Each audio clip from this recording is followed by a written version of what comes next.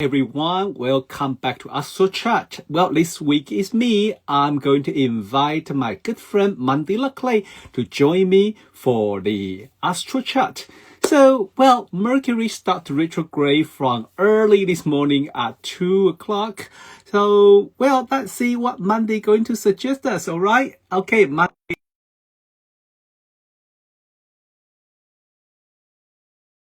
And so, how do you feel? Well, I know it's Black Friday and Cyber Monday season. So, as I said, if you are going to do some shopping, please double check. Hello, Mandy.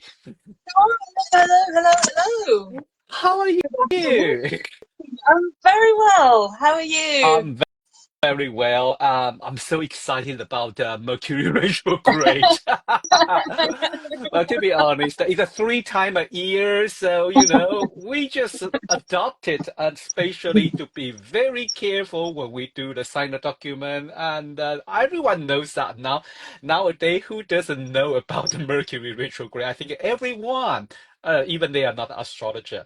So, Monday, so could you give us a little bit of information about this Mercury retrograde? Yeah, of course. So it stations retrograde today at 22 Sagittarius 40, and it goes direct on the 16th of December at 6 degrees 23 of Sagittarius. Because it starts quite late in Sagittarius, it's retrograde, unlike some other retrogrades of Mercury, it doesn't go into the previous sign, so we're in Sagittarius Mm, all the way for this one, aren't we, Rob? yes. So we want to think about what Mercury in Sagittarius means. It's kind of like, we know Mercury is communication, it's mindset, it's ideas, and it's about sort of, in Sagittarius, Mercury is about seeing the bigger picture and perhaps Mm, omitting the finer details of things. And you've already mentioned things like, when retrograde, double check the facts, double check the details when you're doing things like traveling, or whether you're signing contracts or anything like that. It's optimistic and idealistic, Mercury in Sagittarius. It's can be fun. It can be sort of likes to talk a lot. If you get a Mercury in Sagittarius talking, you've got one on here now, so we've only got half an hour, so you better try and it's all right. I've got Saturn square, so it's fine. It's fine. I get it. But it can be sort of a bit of a gift to the gab, open to exaggeration sometimes, or even idealism. So optimistic, it doesn't see sort of the realism in things sometimes. But it's a great fun, chatty. It can be quite honest. That it's got the mm, Mercury in Sagittarius. It's got the reputation sometimes being too honest and putting the foot in it, and maybe upsetting people, that kind of thing. And I think when it's retrograde, whatever your whatever your Mercury sign is, and where it falls in your chart, we can kind of think about the qualities of Mercury in mm, Sagittarius and do a review of what are the good qualities of Mercury in Sagittarius, some of which I've just mentioned. What are the good qualities there that I can maybe think about incorporating a little bit more of? Where can I be a little bit more optimistic? Where can I be a little bit more broad-minded? Where can I be a little bit more expansive in my thinking, and maybe seeing the bigger picture if the details and the small things are really kind of worrying me and kind of getting me down? And on the other hand, if you've got too much of this Mercury in Sagittarius, where might we need to sort of think a little bit more carefully about how we kind of, go through how we communicate and how we think? And it's good for it. It's quite a restless energy, Mercury in Sagittarius as well. So where are we? Might be feeling restless, or where, depending on our own chart, where might we be feeling a little bit stuck as well. So you can mm. kind of think about where we need to sort of like another sort of more negative thing about Mercury Sagittarius. It can be quite moralistic or judgmental or Mm. dogmatic, or, as I said, too direct. So again, think about where you might need to sort of be a little bit more tolerant of other people's points of view. And I think we need a little bit more of that in the world. So we might look at some of those themes coming out in the collective at this time of this retrograde Mercury. Well, yeah, talking about the big picture, because that is one signature of the Mercury in the Sagittarius, especially this sign has its ruler as a Jupiter. The Jupiter is like a ground, the big things. I think it's quite interesting. You say you have Mercury in Sag, and I have a Mercury in Pisces.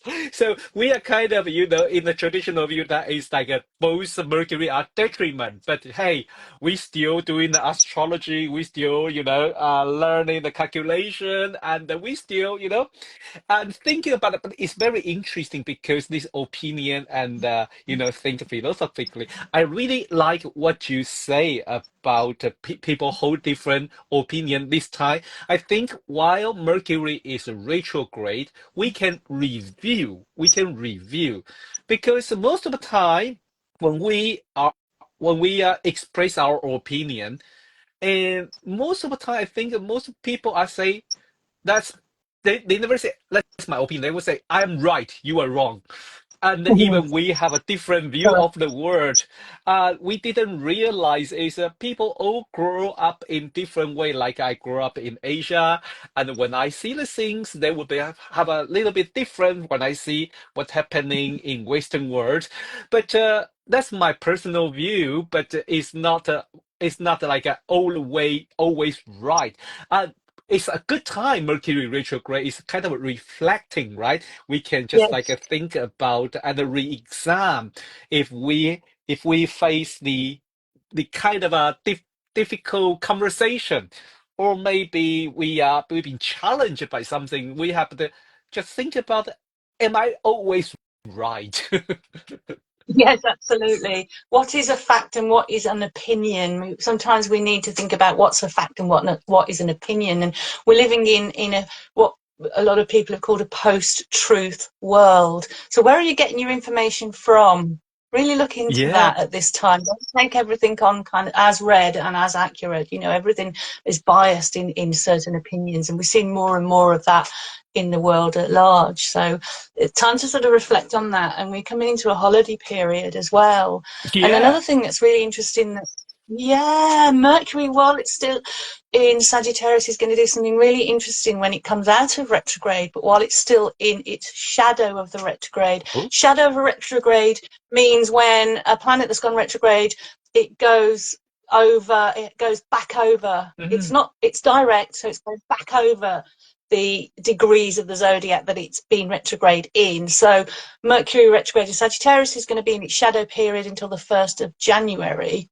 And it's not as Wow. intense retrograde period, but it's still something to think about. But what we've Mm. got that ongoing Jupiter Saturn square, haven't we, Rod? Yes. And from the around about from around about the 24th of December, Mm. it's at 14 degrees of Gemini is Jupiter, and 14 degrees of Pisces is Saturn. They're going to have Yes.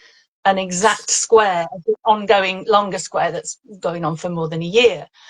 And Mercury at that point will start to form a T square. In Sagittarius, it's going to form a T square to that Jupiter Saturn square. So it's going to be opposite Jupiter in Saturn, which is a mutual reception. So we've got some help there from that mutual reception, even though Mhm. Jupiter in Gemini isn't the best placement traditionally, just like you've just said, Marcus, that Mercury in Sagittarius isn't the best placement, but because they like each other, because they're a mutual reception, that's basically what it means. They're in each Mhm. other's sign. Mhm. Then there's support there. And then we've got obviously Saturn as well, Yeah. making that square, the axis of the T square. So we might think about the holiday, and it's going to be, we know Mercury moves quite fast, but at this point it's still moving quite slowly. So we're going to see Yeah. this T square for about 6 or 7 days over the holiday period. So suggest to just sort of double check your travel plans, Mhm. maybe in all area, whatever you're planning, try and build a little bit of flexibility. The adjustments might need to be made, delays might happen, because of the Mhm. Saturn aspect. So just kind of be aware of that. And it's also a good time of year, I think. This Jupiter Saturn square is about sort of rethinking our purpose, or having about, what is our purpose? How can we be more purposeful towards the end of the year? What have we achieved? What was the purpose? What's our purpose going forward? So again, this period of this T-square with Mercury might be, and the time of year it is for many people, not everybody, but for many people, it's a rest period, it's a holiday period. Time to sort of think and reflect on going forward. What ideas and potentials and possibilities there are for the year ahead, and what might that look like in the real reality of the Saturnian world in which we live in. So that's just another sort of another opportunity for reflection, I think, towards the end of the year. Talking about the purpose, because I just feel like this word is very familiar, because I think your website and is also called In Purpose Astrology, right? On purpose On astrology, purpose, yeah, I'm yeah. sorry about that. On purpose astrology. So you mentioned about especially this time when Mercury joined the Jupiter Saturn, this T square, especially Jupiter Saturn square, is the quarter way of our 20 whole society 20 years evolution.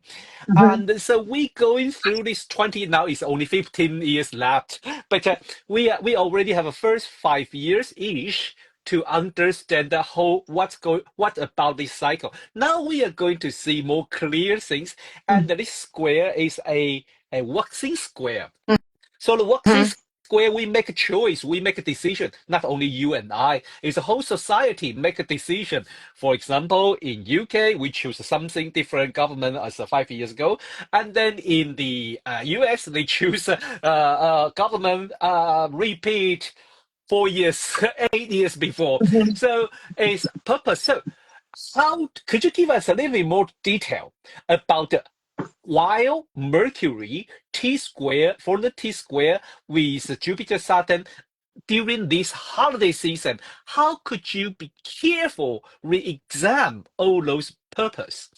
Yeah, it's kind of like I said, really. When we're looking at the Jupiterian energy and the Mercury Sagittarius energy together, it's a lot of thinking.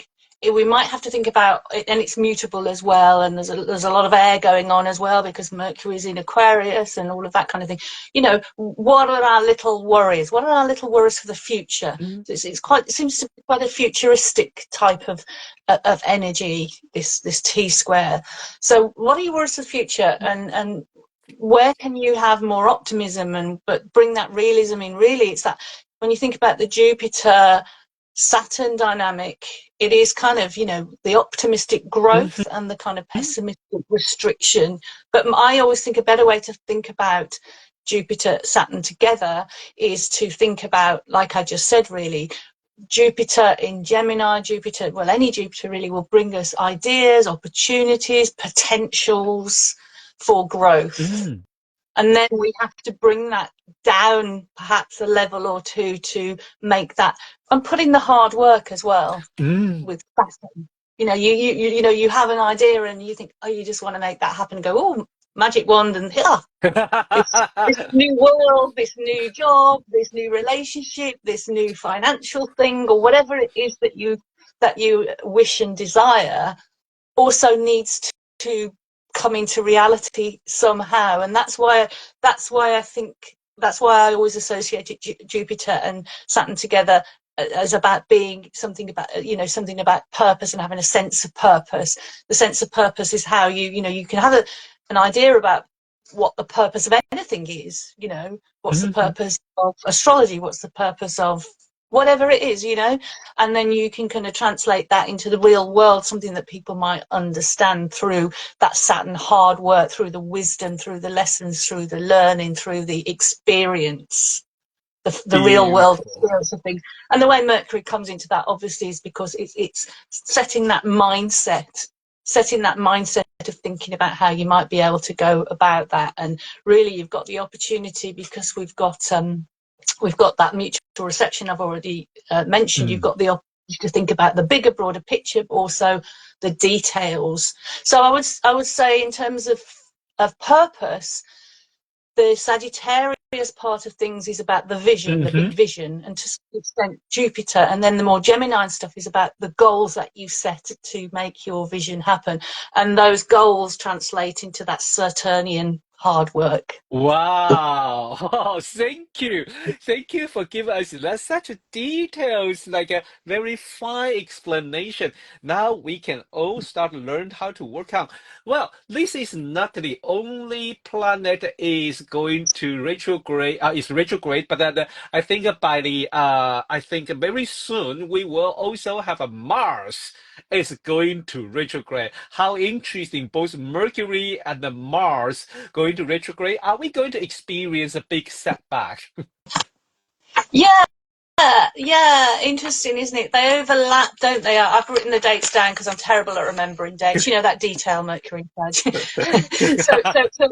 Mercury, as we've established, goes direct on the 16th of December, Yeah. and Mars in Leo at 6 degrees of Leo goes retrograde on the 7th of December. So there will be an overlap. And it's a bit of a longer retrograde, isn't it? And Mars Yeah. does go back into Cancer as well. Hmm. So it goes back into Cancer on the 7th of January, and then it goes direct on the 25th of February at 17 degrees of Cancer, and finally goes back into Leo on the 19th of April. So it's kind of a longer retrograde, and we've got Mars Sure. in Leo, and then which it is now, and then bit more to review and revise about anything that might have happened when Mars was in Cancer, which was September to November this year, and Hmm. then we're back in Leo again. So yeah, so that's a kind of longer one. Yeah. But as I say, Mercury is very common. People who aren't astrologers or really into astrology don't really think about the retrogrades of many of the other planets. But so, yeah. It is Mars, and both retrograde in the fire sign is very interesting because we know the fire is like go forward and very intuitive and just like they receive a calling. So is this mean that those type of fire energy are also trying to, say, hold on, hold your horse? Yeah, absolutely, absolutely, 100%. And Mars, as I say, it's not till seven. It's not for a couple of Yes. weeks. Yeah. Mars is retrograde, but it's already slowing down, both Mm. energetically and astronomically. Mars is already slowing down, so we're already being energetically prepared for this Mars retrograde. It's kind of, I guess we'll talk in a minute about what Mars in Leo means, but it might show us where we're doing too much of Mars in Leo type stuff, type energy, or where perhaps we're not doing enough, again depending on our particular temperament, depending on our chart, etc. So so That is wow. I think the when Mars is going to the Leo and that is kind of going to retrograde in Leo, that will be like a whole that kind of a outgoing and a brave energy, just like a holding there.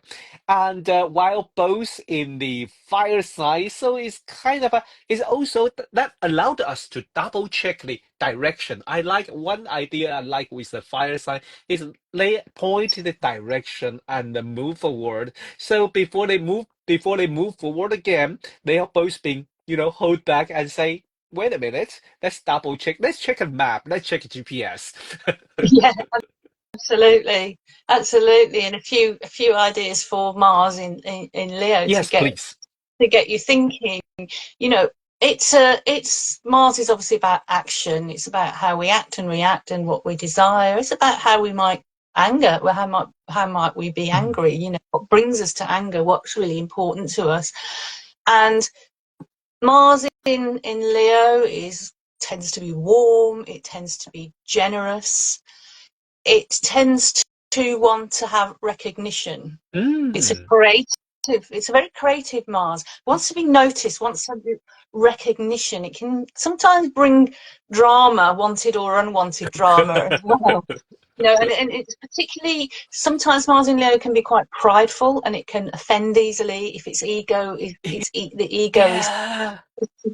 and it's a fixed sign. We've talked about the mutable signs when we talked about Mercury with and also Saturn and Jupiter. So it's a fixed sign, so it can hold on to, they can hold, if you offend a Mars in Leo, they don't forget, Mm, that mm. kind of thing. Um, so sort of a minor, say a Mercury in Sagittarius person comes along and says something, a flippant comment that, they might, oh, Yeah. that's sort of made me feel a little bit less than. Mars in Leo doesn't want to feel less Mm. than. It makes you want to, you want to feel more than. So where Yeah. in your life do you maybe feel less than? Where Mhm. in your life might you need to feel more confident? Where in your life might Mm. you need to put yourself out there and have some courage, which is a Um, key thing for Mars in Leo, isn't it? Courage. Yes. Where might you need to let go of petty little issues around pride? Where are you too pushy? Where are Hmm. you not pushy enough? You know, that Yes. Yes. these kind of, where might you need to sort of bring a little bit more creative flair into your life? Yeah. May I to share some my experience that was just happened when Mars just moved into Leo, and then during a work situation, and I have to like think about should I say something or not. I'm usually my personality is I try to avoid conflicts. So there's a lot of a chance I would say, oh, never mind, I'm not going to say something. But that time, I was a little bit, I had a little bit concern, and then I was just like, if I don't say it, it's my job, it's my project. If I don't talk about it, who is going to talk about it? Mm-hmm. So I was hesitant because I really also there is a part of my ego saying Mm-hmm. I'm not allowed that things happen. But there is another part of me, lack of fire. I'm someone who lack of fire in my chart. I say, but I don't want to. I don't want to conflict, and I don't want to upset anyone. I don't want to step on anyone's toe. So I was really had a good thing for 2 days, and then decide how to express my concern with a very nice manner, Mm-hmm. still compromise, but still say there is a concern, and my concern is this. And that is a very interesting experience again when Mars just moved into Leo. But now I'm wondering, am I going to redo it when Yeah, Mars when go into that area again? well, certainly the same feelings might pop up again, if not the same Mm. circumstances with the same person with the same situation. Certainly, it's doing the lessons already. Yes.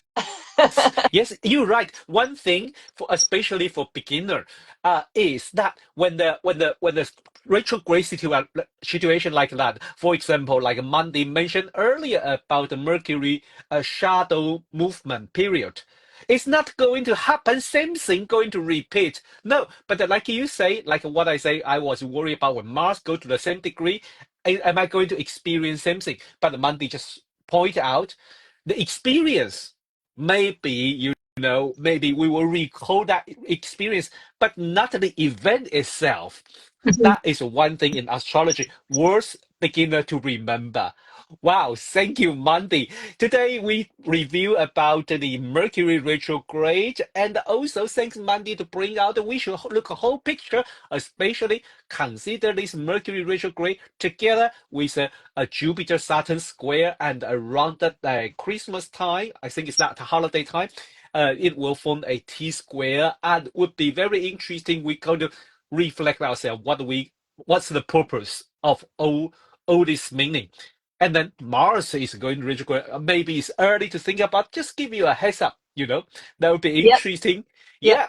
Well, thank you, Mandy. And I know this year you attended in the conference in in our Astrological Association conference, and you talked about a few interesting topic, and that was really, really lovely. And I'm really looking forward to see you again at the conference because next year our conference will be in Nottingham, and then. Only I think it's the 29th to 31st of August.